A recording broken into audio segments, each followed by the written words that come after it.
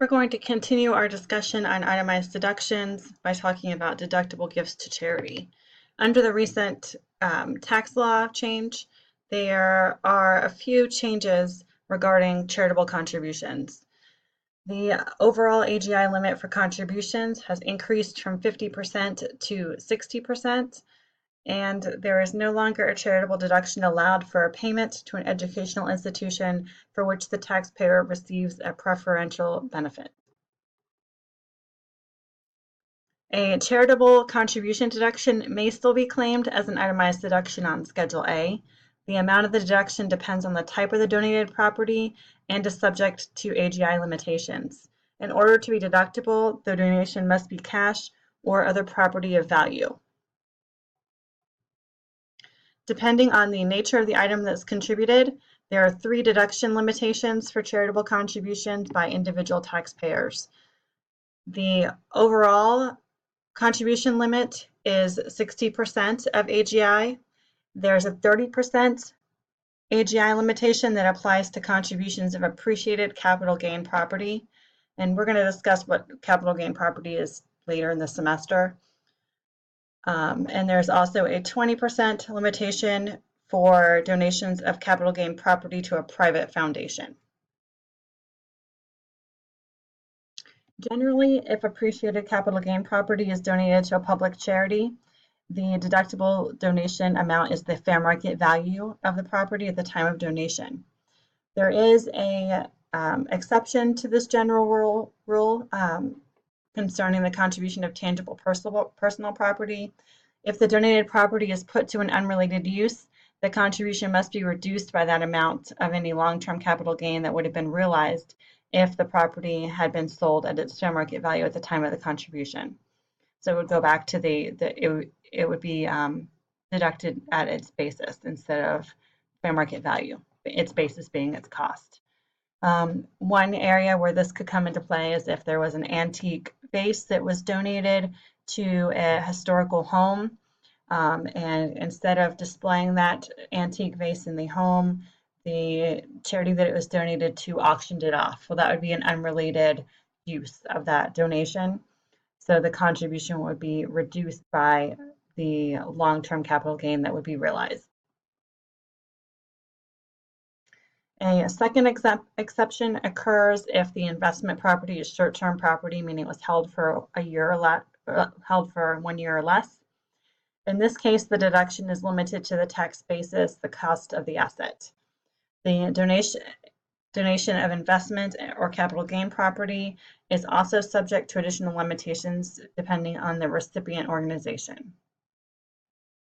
The documentation that's required for charitable contributions has become more stringent, and the taxpayer is subject to greater reporting requirements.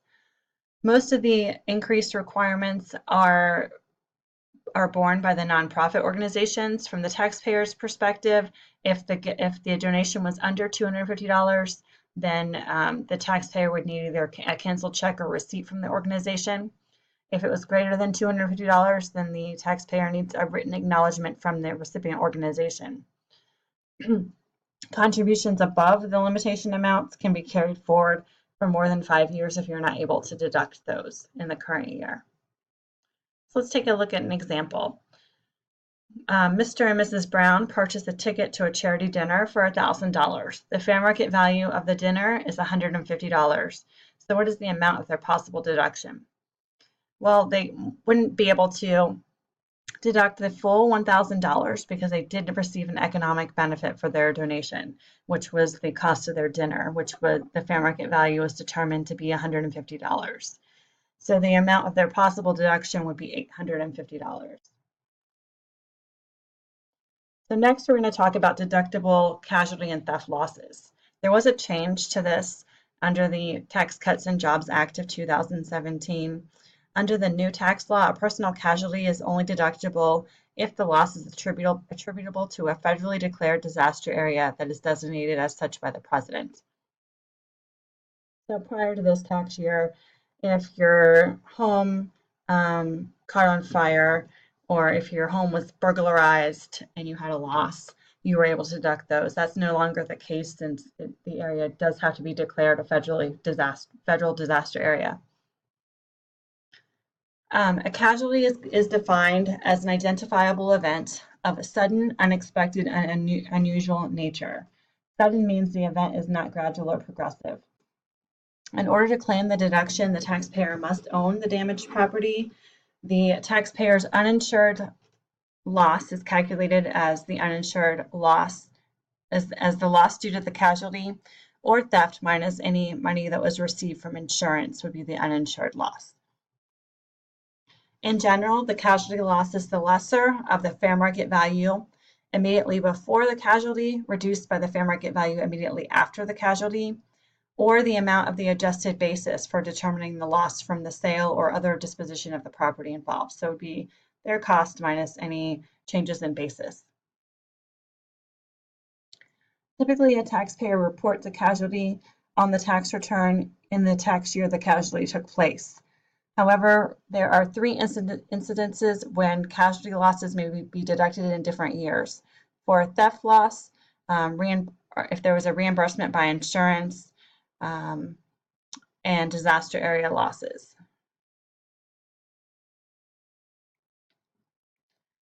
So the loss again must be attributable to a federal declared disaster area.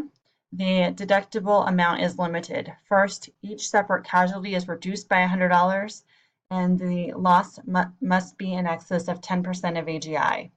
Casualty losses are going to be first reported on Form 4684, and then the net loss will be carried to the appropriate form. So let's take a look at an example. In 2018, the taxpayer's vacation cottage was severely damaged by an earthquake. The area was federally declared a disaster area by the president, and they have an AGI of $110,000. The following information is related to the cottage. So the cost basis in the cottage was $95,000. The fair market value of the cottage before the casualty was $135,000. The fair market value after was determined to be $20,000. They also had insurance and received an $80,000 insurance settlement. So we need to determine the amount of the allowable casualty loss deduction for 2018. So the loss is going to be either the lesser of $95,000, which is the cost basis, or the amount that fair market value changed. So 135 minus 20 is 115,000. We're also going to reduce it $100 by $100 per event and by 10% of AGI. And also they received an insurance settlement of $80,000, so that would leave $3,900 as an allowable casualty loss deduction.